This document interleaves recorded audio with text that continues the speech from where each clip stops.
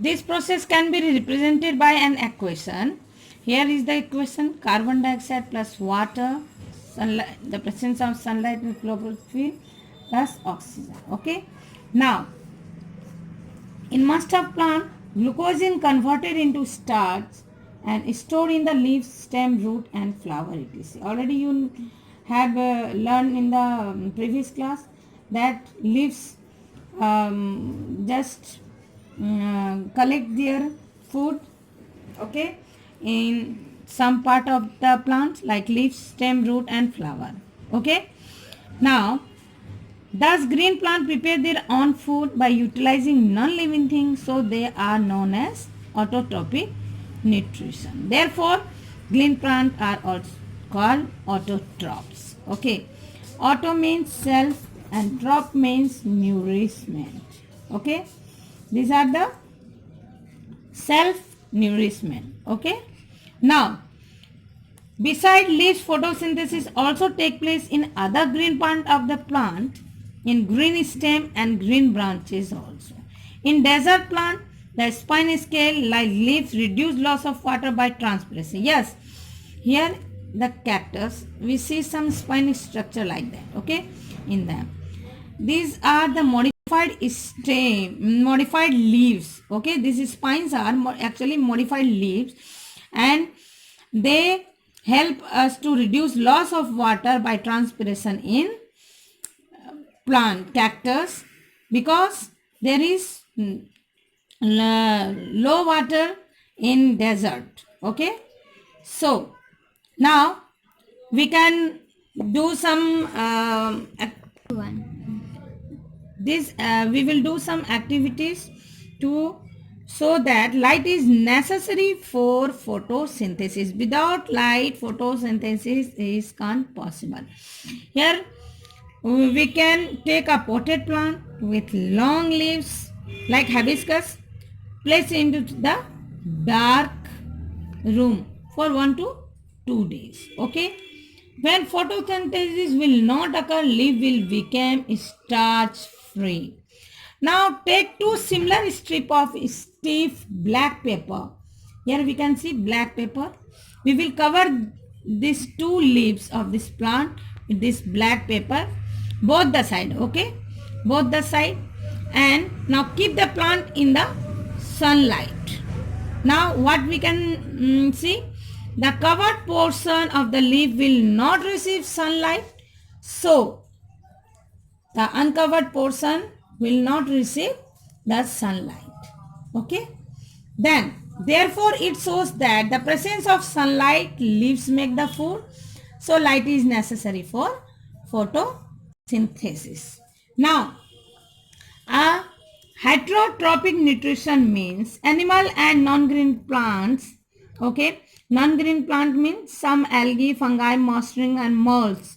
They depend upon other. Okay, like animal, they can't make their food. They depend upon directly or indirectly the plant. Okay, so they are heterotrophic nutrition. Okay, and animal and non-green plants are known as heterotrophic. Now here we can see plant eaten by the herbivores, then herbivores are eaten by the carnivores, and after that we will omnivores, we will just eat both of them. Okay, now the herbivores mean animals who depend upon plants. Okay, carnivores depend upon flesh, and omnivores eat both plant and animals.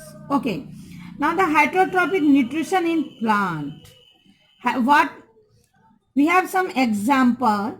Sometimes we see yellow tubular structure twining around the stem and branch of a tree. This is Coscuta, or in our local language we also say Amar Bale. Okay, we see this string like structure move round and round on the stem. Why? They don't have chlorophyll, so they are not green in color, and it take food from the other plant which is climbing. Okay, the plant in which it climbs are called a host. Okay, a plant in which they climb are called host. Okay, and this type of plant is called parasite. Parasite lives on the other plant and they feed on them only. Okay, now some parasites are also live in human beings also, and they feed from us only. Okay, this is daughter plant and this is Coscuta amarvale. Okay, now here is the some plant which are partial parasite. It, what do you mean by partial parasite? Some way we can see some plants in the people trees, some mango plants will grow, some neem plant will grow from some area of the mango trees or people trees or maybe banyan trees. Okay, this is because when some birds have eaten the seed of that fruits and just here they beat, and for that they germinate the seed from the main plants.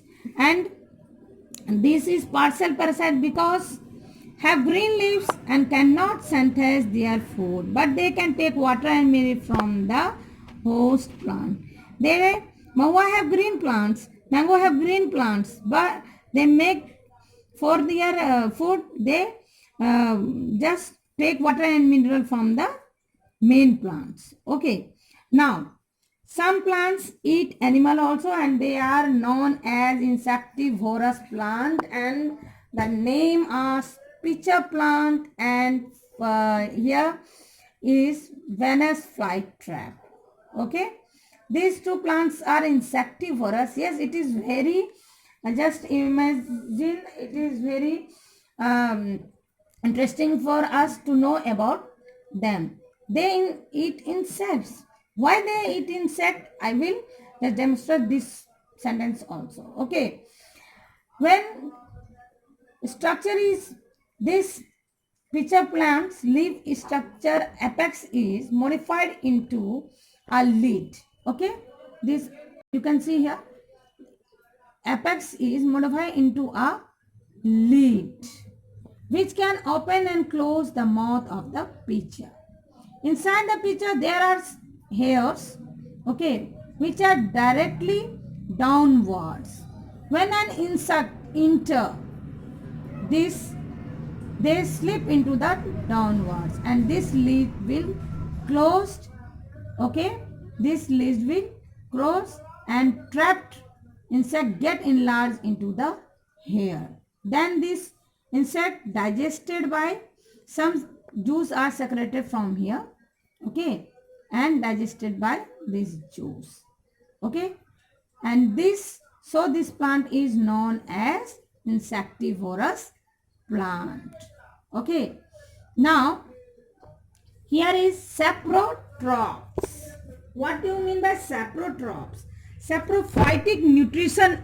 Okay, saprophytic nutrition. In this mode of the nutrition in which organisms take in the nutrients in the solution form or dead and decay matter is. Okay, now sometime we see we buy some bread from the market, we just forget to eat, and we can see some black blue types patches is there in the bread. These all are fungi, and this will change this bread in after decaying into solution, and they just absorb the nutrients from it. Okay, this nutrition is called saprophytic nutrition, and the mode nutrition is called saprotrophs. Okay. Fungi also grow on the leather, pickles, our old clothes that left in the hot or humid weather for a long time. Okay. Now some organisms, here is the symbiotic relationship. Some organisms live together for and share their shelter and nutrients.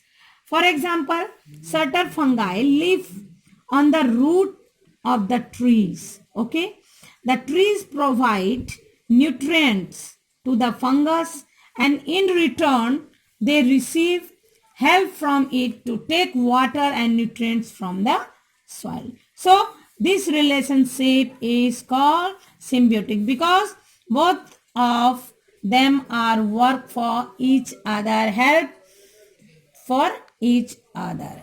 In organisms called lichens, okay, chlorophyll containing partners. In this, an algae and a fungus live together, and fungus provides shelter, water and mineral to the algae, and in returns algae provide food which is prepared by the photosynthesis. Okay, they algae and fungus live together and they help together to each other.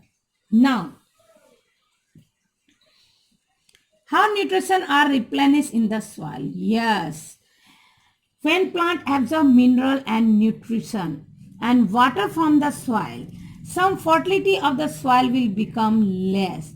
To maintain this fertility, we use manure and fertilizer. Okay, and in this contain plant nutrients like nitrogen, potassium, phosphorus, etc. We can grow plant, keep healthy, eat with the fulfill nutrients required of the plants. Normally, crops require a lot of nitrogen to make proteins. After harvesting, the soil become deficient in nitrogen. Yes, when we harvest our soil, we find that it is deficient in the nitrogen. Lots of nitrogen, it means 77% present in the air, and it will dissolve with the rainwater and absorbed by the root of the plant and in the soluble form and fix into the soil again.